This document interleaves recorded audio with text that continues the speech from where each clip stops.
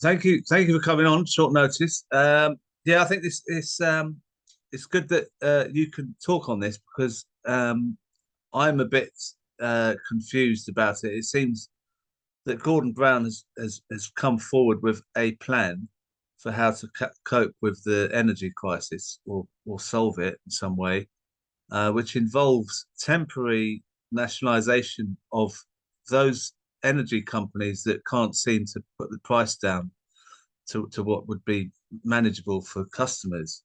Um, why do you think that this is in any way flawed? Look, first of all, the immediate crisis we've got is ensuring that people can literally pay their energy bills.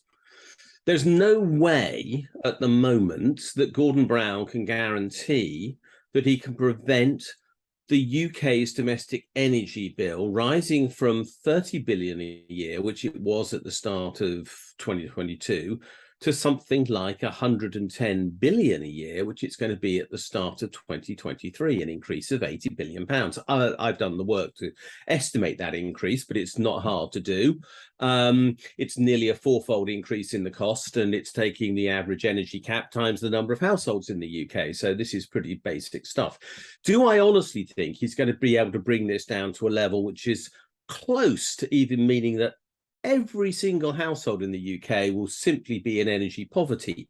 Now, that's actually a target you could set, but it would mean that there will be a lot of high-income households protesting at paying 7,000+ a year, which it would require them to pay if they were to pay the same proportion of their income in energy bills as low-income households. So frankly, I just don't see a way he can really solve this problem by tinkering at the edges and saying to the energy companies, bring your tariffs down. He can say to the energy regulator, you've got the whole basis of supply of energy wrong and the pricing of energy wrong, particularly with regard to electricity, where at the moment we base the whole energy price upon the cost of producing electricity with gas, when in practice that's only 40% of the supply, and the cost of producing hydro and renewable and nuclear and coal, not that we use a lot of coal, has hardly changed. So why are we charging so much more just to cover the cost of gas produced electricity when we don't need to? So there's areas technically which you could look at much more efficiently than simply looking at the energy companies. But my big problem is he seems to be focused on the survival of the energy companies. Now, let's be clear, we will still need to have energy producers. So I'm not saying we want the energy companies in the sense of their energy production facilities to go out of business, but I'm actually much more concerned about the survival of the UK's households. And as I look at it, 50% of UK households may not be able to pay their debts this winter. Now, that is catastrophic. It's catastrophic in the sense that that also means they won't be paying to go out. They won't be spending any money on Christmas. They won't be spending money on anything else at all.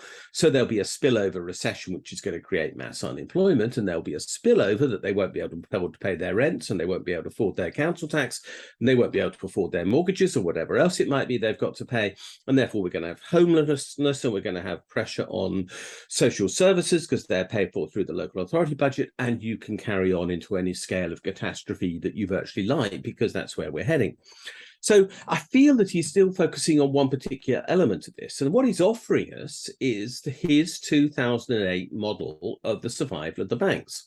In 2008, he basically bailed out quite a lot of banks. You know, we obviously know the headline names: Royal Bank of Scotland, which is now NatWest, but there was Lloyds, and there was HBOS, which became part of Lloyds, and there was Bradford and Bingley and Northern Rock and others that all literally went by the wayside because they were bust.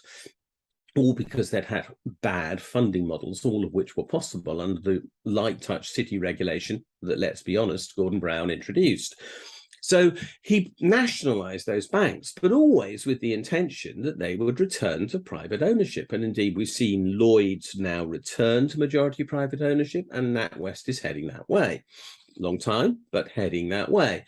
And why is it that he thinks that the model of the state taking the losses is okay, but returning the company to private ownership when the profits return is also okay?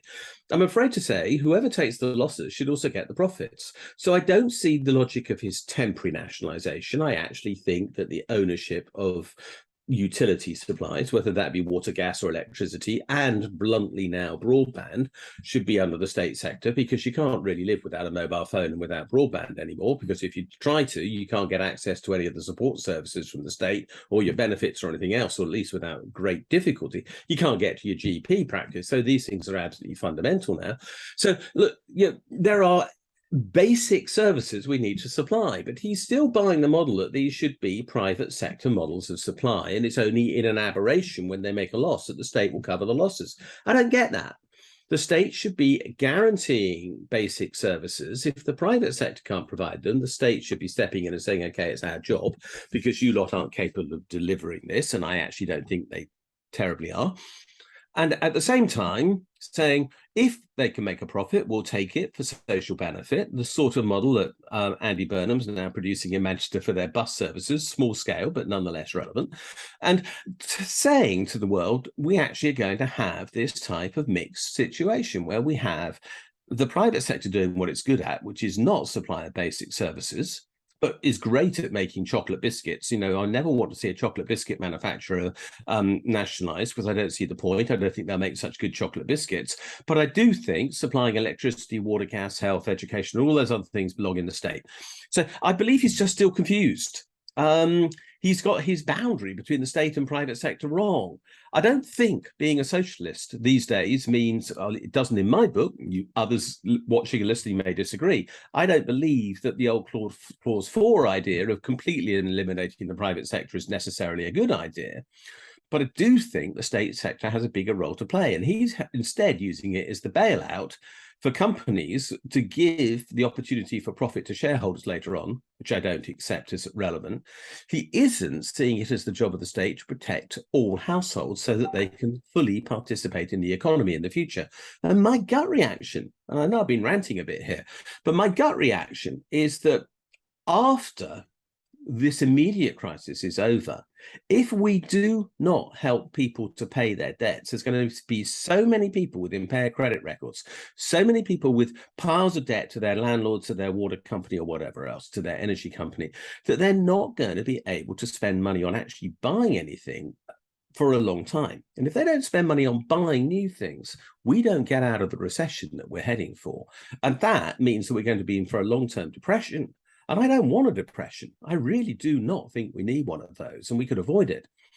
How much would it cost? Let's be blunt. How much would it cost to deal with this? As I've just said, I think that it will cost around, the energy companies are going to get around 80 billion a year as a result of the increase in prices. That excludes the extra they're earning from industry, from hospitals and schools, from care homes and everybody else, none of whom have any means either to pay their bills, by the way, which is equally scary. But they're going to make a whole pile of extra profit. And that is literally most of it going to profit. We're already seeing that with Shell and BP, who between them knocked in together over 15 billion of extra profit in two companies in a quarter. So it's easy to see that this money is all extra profit. We need to tax that more heavily. We need to push the price down, but we actually also need to help those on low pay a lot more, because if we don't do that, and if we don't protect them from insolvency and the risks of having their credit ratings completely destroyed and having their debts written off now, then we're going to be in such deep economic trouble that we don't know where we'll be going next. Can I just ask you one question as well? I mean, the military, obviously, they wouldn't privatize the military. So it's not as if the state is against public ownership of certain areas. So like you say, kind of water and energy and stuff like that we need, broadband, this makes perfect sense. Why do you think, for example, Ed Davey for the Lib Dems has talked about furloughing, Gordon Brown's talked about temporary nationalisation? Why are they so opposed to public ownership now? I mean, all of the parties, none of them are saying anything about public ownership of the utilities or water or anything. I really wish I could answer that question, because in pure economic terms, we are talking about what are natural monopolies. Because they are.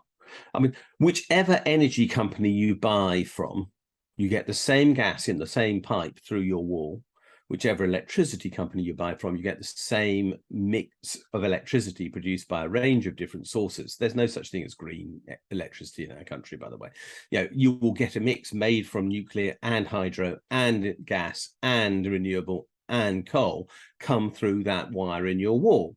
So it doesn't make any difference who you buy it from. These are natural monopolies. There's only a single supplier in effect, and therefore we need to talk about it being under state control to guarantee that the consumer is protected. We have simply seen the Overton window, the parameters in which politics works, move so far to the right that the idea of state ownership is somehow now unacceptable. And yet, simple economic theory would tell us that if there's a monopoly power in place who can change prices at will, which is what is happening after all. We have no choice about these energy prices we're being given.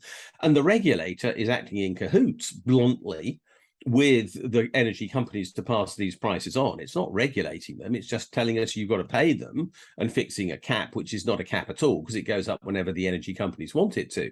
We've got to actually have in place a system that says, no, we've got to protect the consumer from monopoly abuse here.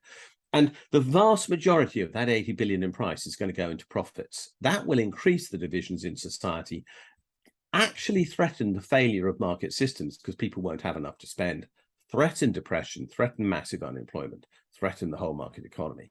And why in that situation our politicians do not have the imagination to realize that they are looking at, in a very real sense, the end of capitalism as they have known it for the last 40 years, because this model is now bankrupt. I don't know, because it's bankrupt. And it's only a few of us who are yelling and screaming and shouting. And I find it really weird that, Martin Lewis and I are saying people are going to die as a result of this crisis. And politicians aren't saying that, but they darn well are. I promise you, there are many people who are not going to be able to feed themselves, not be able to heat things, not be able to afford to get to hospital on time, whatever it might be. We're going to have a crisis of untold magnitude, the sort of thing that we haven't literally had in our lifetimes and beyond.